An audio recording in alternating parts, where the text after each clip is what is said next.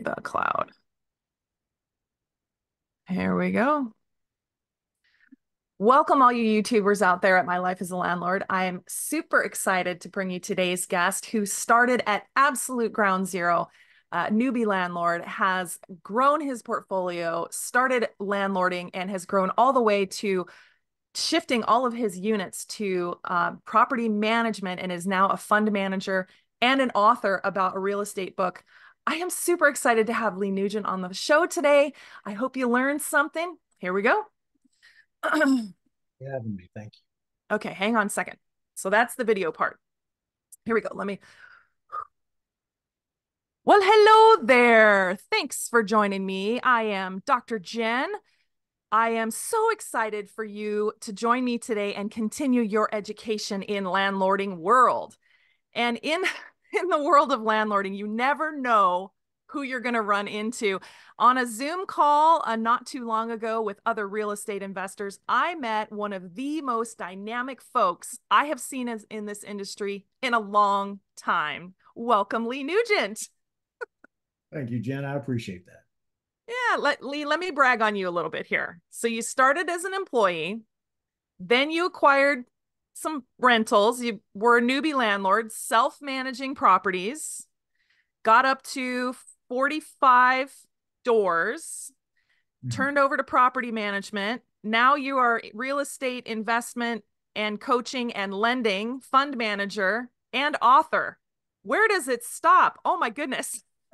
Probably stops with world domination. I World don't know. I love it. Right. So, and thank you for having me on. I'm excited to be here. And Absolutely. Well, walk us through your very first deal, going from employee to landlord, that whole transition that lots of folks are in. Walk us through it. yeah, let me go ahead and set the scene for you. It's 2015, and my wife and I, after a few months of researching about real estate investing, and there's a whole background story to that, but let's just go ahead and keep it on task. We decided that we were going to move into the rental space. We were going to go to the bank and see if they would approve us for a loan. So for some reason, they fell for it. I don't know if they just liked it, but over the years, my wife had helped me get my credit score up because when we first started dating back in 2009, it was a 450-ish credit score. Mm. So all that to say, we get approved by the bank. The bank approves us for $150,000. And they explained to us that out of that 150, we can buy five $30,000 houses. We can buy two 75s, but it just up to 150. So we go out there and we start looking. And the first deal, this is where it runs together because my wife says one property was our first one, and then I say another property was our first because we bought two duplexes within a couple of weeks of each other. And the first one, let's just go ahead and say this one's more sexy. So we'll say that's the one that my wife found. It was a duplex where the landlord or the owner was just tired and he was beat up. He was asking 93,000 for it. We ended up picking up for 67,000. It appraised for 104, and we were able to go in there and actually get a small check back at closing because there was so much equity in the deal. And this was right before the credit unions changed some of their lending rules. So we were able to get that without any money out of pocket, which is great because we only had about 6,000 to start with. So I can just imagine that you guys were scared, nervous, all of the above.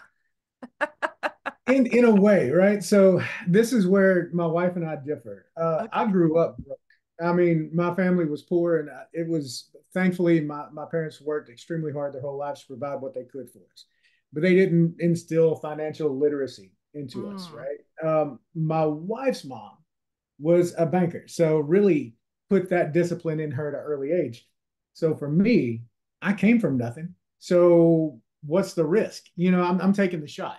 For my wife, obviously, it was a different story. She was she was definitely nervous, and still at times she can be, but she's gotten a lot more desensitized as it grows, and I think she's got the confidence that I've kind of figured out a little bit about how to make this successful.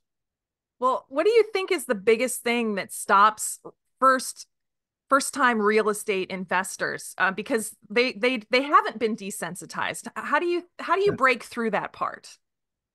I think that a lot of people they just haven't had that catalyst. there's a time when something snaps for people, right? And it could be that horrible day at work. We're only one bad day away from changing our life for the better or for the worse. So we Hmm. have to keep that in mind. And for me, I realized I was a horrible employee, and it was Okay. eventually, this was after I had a couple properties. And, at that point, I realized I really like not having to go and work 8 hours a day for my money. So I was like, I'm just going to buy more of this. But I would say most people, they stop before they even get started.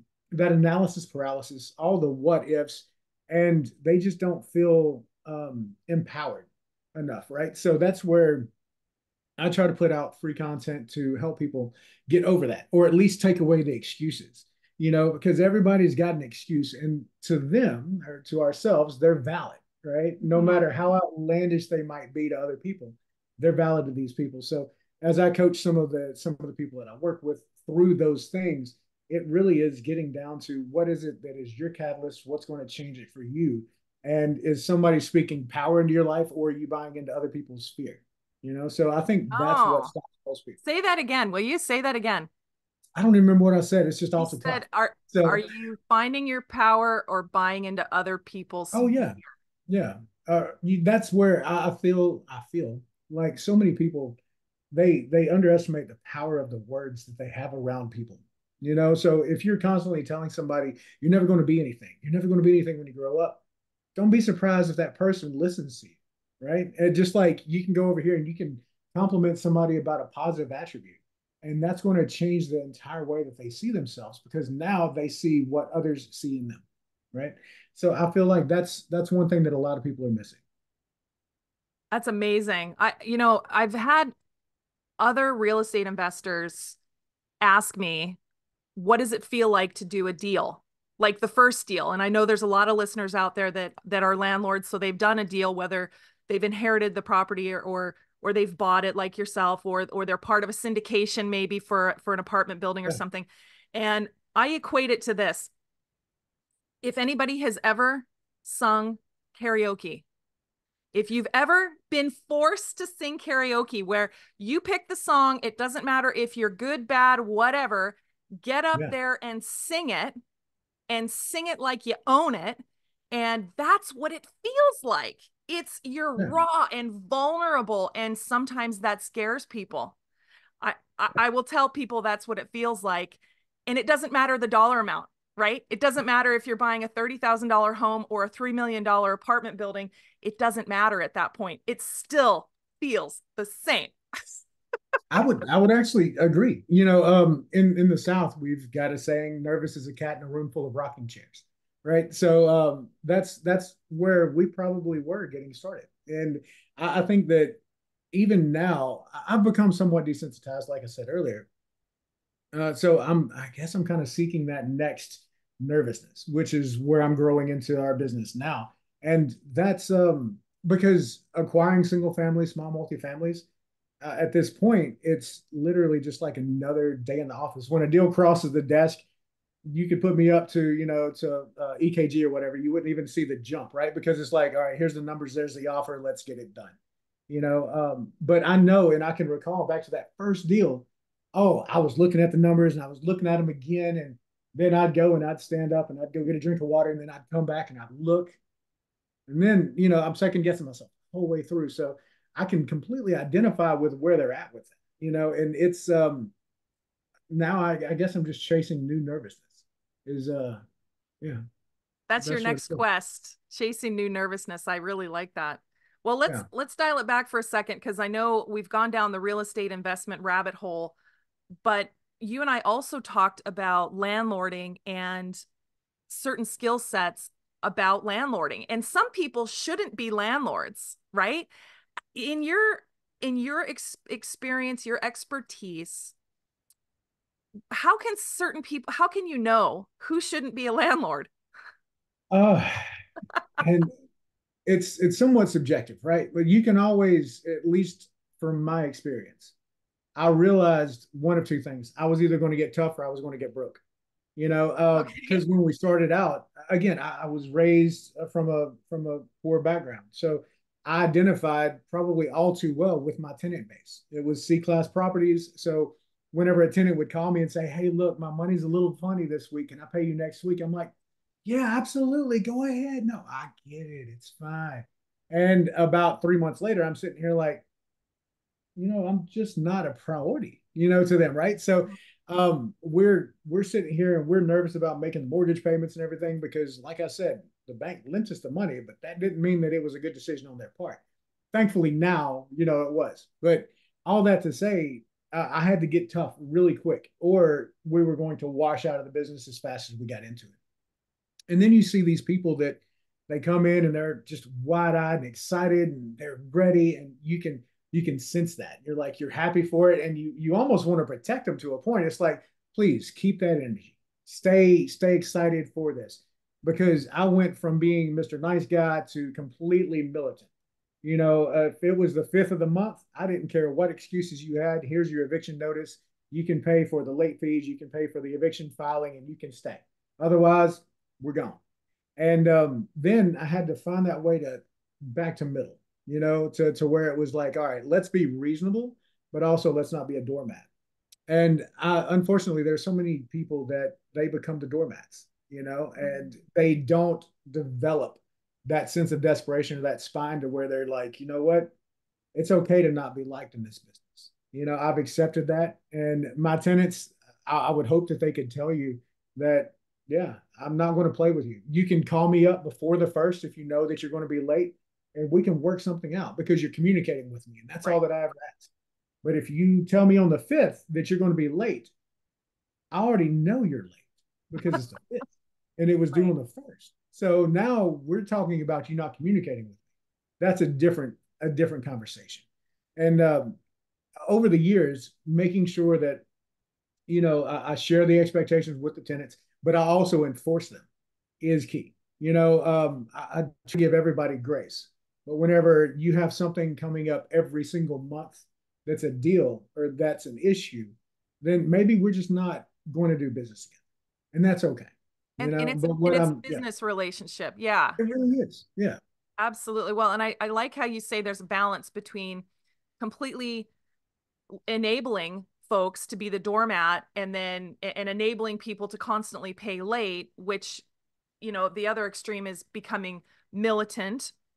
There is a human factor in all of this. And I like how you had told me that you almost niced yourself out of the business yeah, based on what you had said. There's only so many times that you can let people pay late before the mortgage and the bills become yeah, late as well. So I think that's a very unique skill set. So if people are not able to enforce it, dare I say, you're okay with encountering. I don't want to say yeah, confrontation because that's not what I mean. yeah. I think that's a really good landlord skill set is that you have to be okay with encountering, Mhm. not being combative or anything, not Yeah. militant.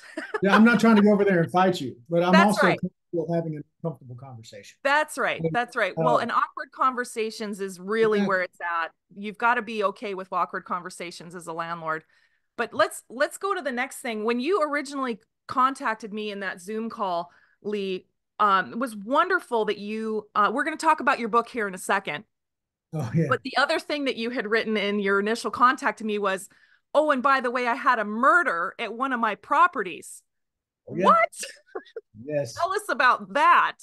All right. So this was in 2022. Actually, it was November 2022. My wife and I, we're actually leaving. We moved from Louisiana. If you can't, for the listeners, if you can't tell that I'm from Louisiana with the accent, I'm from Louisiana. We moved to Florida back in 2022, and in November of 22, we were going to Nassau in the Bahamas for our anniversary trip. And as we're going over to Miami, I get a call from my assistant, and they just kind of tell us, "Hey, look, there's news over here on this street. There's cops all up and down the street. There was a murder at one of the properties." And I'm just like, "Man, you could have told me that later." I mean, I hate to hear it, but that's thanks for the storm cloud over the trip. And we start talking about it, and apparently it's a fiveplex that I purchased, and two of the tenants were inherited. They were brothers, and never heard from them, never had any issues whatsoever. One day, apparently, one brother's at work, the other one's there, had somebody over, and I never even got the details because, I'm also the kind of person to where if it doesn't pertain to me and if it doesn't impact my business or how I operate, I don't need to know it. So I didn't need to know the particulars, but long story short, what I gather is it was a drug deal gone bad, and somebody got shot 5 times in the chest Oh my. and did not make it. So they it took a day or so to clear the crime scene so that we could go in there and secure the property and do everything with that. But it definitely, we've had some crazy things happen, right? We've had tenants to where they had an ex that broke into the house. I'm talking like broke the window, went in there, committed assault, and I would think these are C-class properties, not things that happen like that very often. But we've had some crazy things over the years. Murder by far is probably the most intense. So I'll give you that. No kidding. Yeah. But it was interesting to deal with that, and it was a challenge because now you have all these questions. Did it stigmatize the property? Do I have to disclose this? What's all this look like, right? So, long story short, the brother that didn't was not involved with that asked us if they could stay in the property. So we had to come down and make a business decision to say, all right, well, he wasn't involved with the crime. It was this, that, and the other. So we spoke to him and said, look, you can stay with the property. The other tenants, they had no complaints with him. So he stayed for like another 6, 7 months, before we ended his lease for non-payment and let him go. Good on you. Well, when it comes down to the business decision, I think that's a very important perspective for landlording is that it's a business decision and there is a human aspect to that business decision. Also comes down to numbers, but in the human aspect, I know several landlords, including myself, who have some tenant nicknames. And I have a couple of tenant nicknames. For example, when a Yeah. tenant, I'll just tell you, when a tenant is lets us know that they're pregnant, we, if they're in a 1 bedroom with a shower, we instantly Mhm. say, okay, so first thing they're going to be looking for a 2 bedroom with a bathtub. So in on or about that time, we need to make sure that if we have something available that they can shift into. The other thing that we know that from history, they're going to become very angry. And usually they take it out on us. So beware of angry pregnant lady. That is the Okay. nickname for our angry folks. And the thing is, once they have the baby, it's usually wonderful. Unfortunately, the irritability comes out on us. But I No. I understand that you've got a tenant nickname. Tell us about Ole Drunk Patty. Oh yeah. All right. So a lot of our tenants have nicknames. Old Drunk Patty, she was just one of the earlier ones that we dealt with. So to give you the context, we bought the two duplexes, the one that my wife found, the one that I found, and then we found a 6 unit, and we purchased that. And this 6 unit property, it was a fourplex in the front and duplex in the back, all on the same lot. We had it filled up. Everything was good. The tenants were going well. And then we have this tenant, Patty. She comes, she fills the last unit, and everything is going well for a couple months. But then it starts to change. We start getting calls from tenants that she comes out in the evening time because they're all out in the courtyard. And it's almost like a little family unit that they had there. So they had some really good cohesion between themselves. But Patty would come out and she would talk about being a former Olympic skier, and she would be just blitzed out of her mind, drunk, or God knows what else. And then she would start to irritate and agitate the other tenants. So she would start talking and trying to aggravate them to the point to where now they're like, hey, look, just leave us alone. Then she wouldn't. So then they would go and call the police. The police would come and she would run back into her unit and she wouldn't answer the door. And the police are like, look, we're not going to kick down the door. We're not going to drag a drunk out of their apartment. So, if she comes back out, call us, we'll come back. And that went on for a better part of a month, month and a half. And at one point, one of my tenants who actually kind of going back to working with the tenants and developing a relationship, they actually used me as a realtor to buy a home whenever they, got their stuff because we also work with our tenants. If they tell us they want to become homeowners, we work to put them through free credit repair and everything else. But all that to say, we get contacted by the tenant, and they're like, "Look, we're going to end our lease if we can't, get rid of her if she doesn't stop this." Mm. So I was like, "All right, so I now have a choice. I'll let Old Drunk Patty come over here and ruin the other 5 units and those tenants, or I get rid of her." So I get letters from the tenants that all state all the BS that she's been pulling. And then I go and give the corrective action letter, which means that, hey, look, we're receiving complaints. If you can't allow other tenants to have quiet enjoyment, we will have you evicted. So it all cooled down for about 2 weeks. And then here she comes again. So she starts it back. And then we file the eviction. Long story short, here comes eviction day. And, there's Drunk Patty. Most times tenants don't show up to evictions, right? Because they already know it's like, look, this is over with. I'm done for.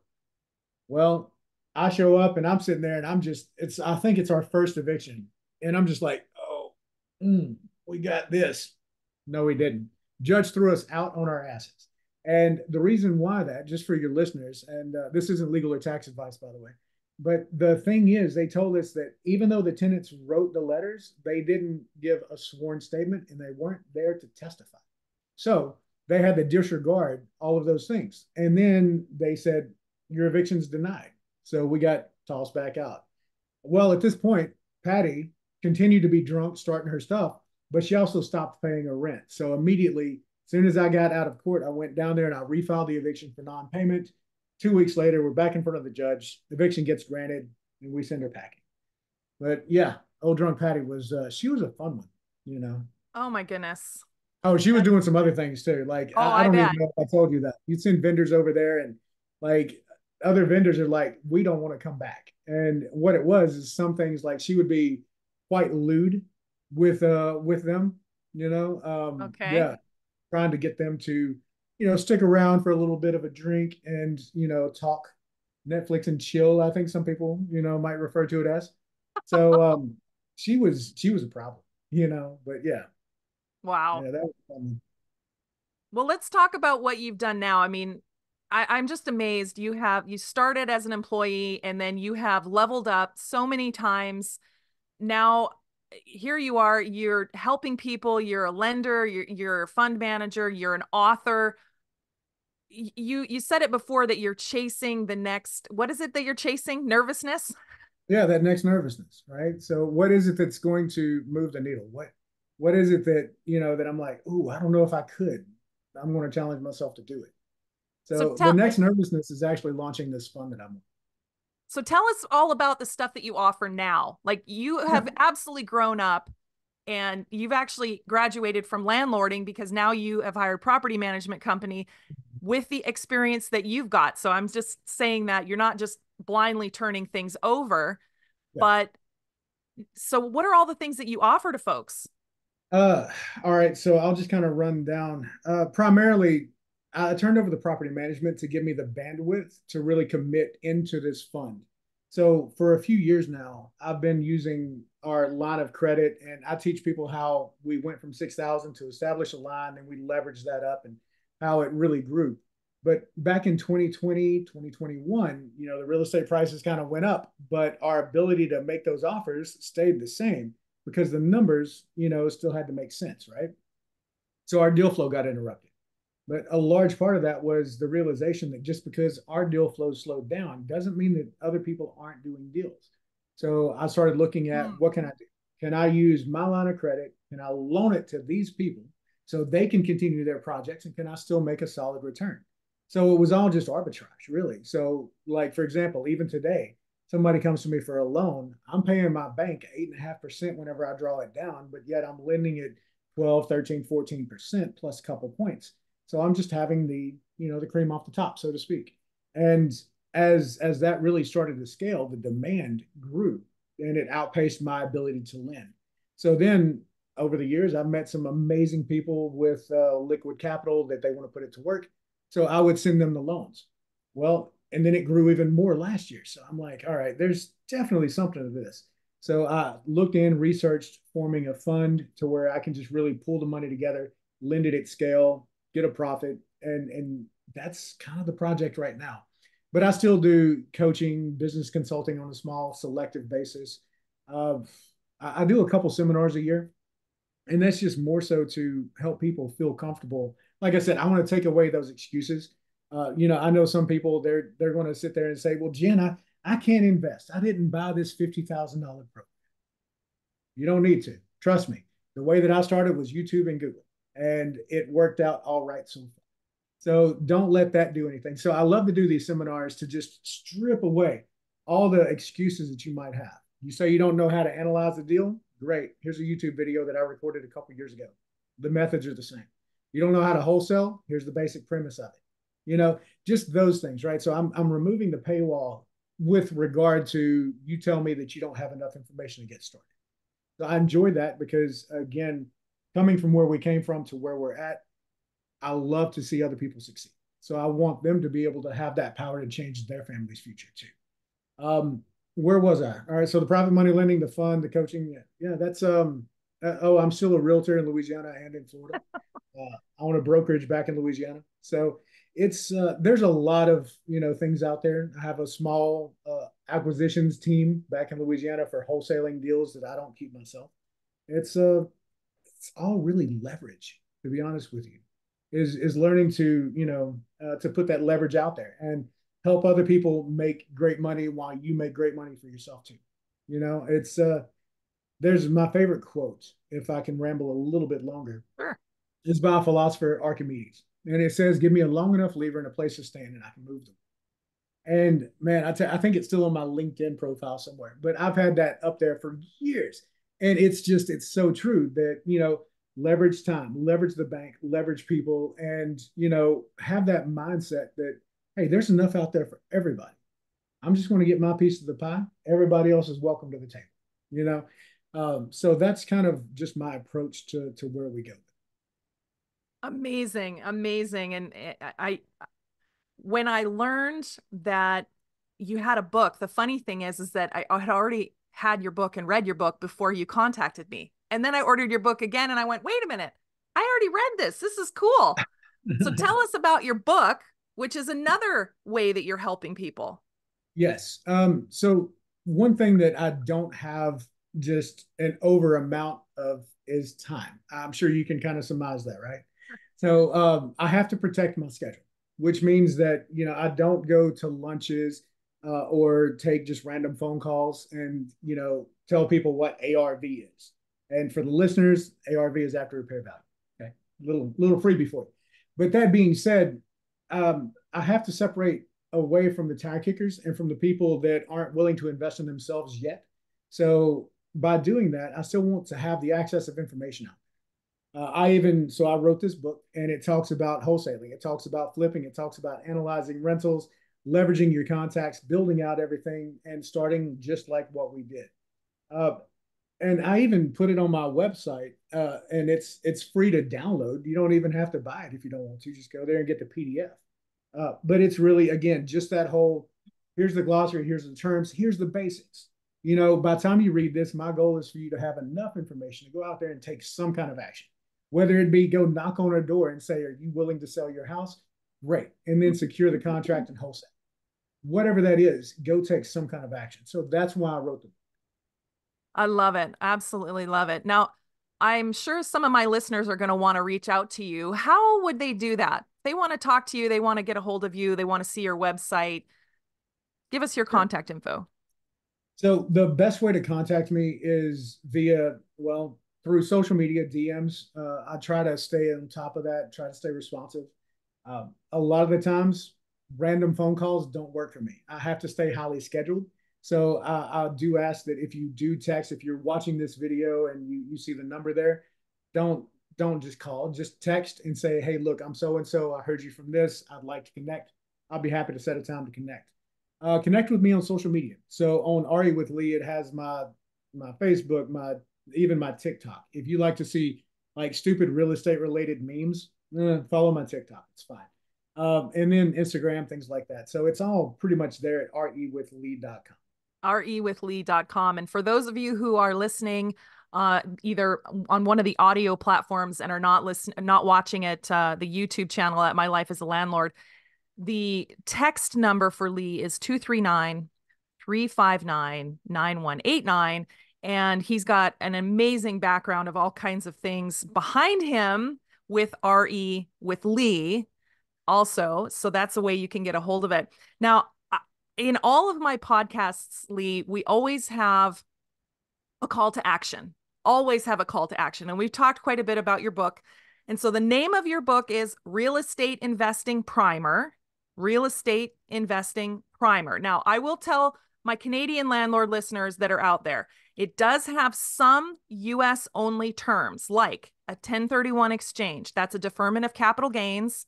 That's not applicable in Canada. However, about 98% of the terms in Lee's book, Real Estate Investing Primer, is appropriate to real estate investing no matter where you are. If you're interested, your call to action today is you can go to Lee's website, RE with Lee, and get the free PDF version of the book. Or you can order, if you're in the US, you can order a paperback or Kindle version on Amazon.com. Or Canadian listeners, if you want a Kindle version on Amazon.ca, you can get a Kindle version, or you can go to Lee's website and get the free PDF version. Lee, anything else that we didn't cover? Oh my goodness. Yeah, not really. Oh, I will tell you. So if you sign up on my website for the PDF, it will put you on my mailing list that we're working on doing right now, which is going to be basically, updating you with market updates. Some of the different things I'm promoting, again, the hard money lending company that I've launched, which is Atlas Investment Capital. So as we collect the funds for that, start putting that on the street, I'll be emailing investors, also announcing seminars, videos, get-togethers whenever we do those things. So that's really it. And I appreciate you having me on here. I enjoy talking real estate and exchanging some of the battles, that we've Love all it. been. Love it. Well, all you listeners out there, let me know your comments and questions by emailing me learn@mylifeasalandlord.com. You know that your comments and questions create the next podcast's resources. And if you know of a really great guest like Lee that I should have on the show, there's a podcast guest application on the website as well. I'm always looking for dynamic guests to bring interesting education resources to you. And don't forget the blackout bingo cards that are free on my website, mylifeasalandlord.com. Thanks again so much, Lee, for being with us today. It's been my pleasure. Thank you, Jen. Awesome. Hey, join me next week, all you listeners, for episode 63, Canada's Mortgage Industry and Housing Outlook for 2024-2025, with guest from Greater Vancouver, Christine Sweeter. Sweeter, eh? You like my Canadian accent, eh? I will see you there. Okay, stop recording.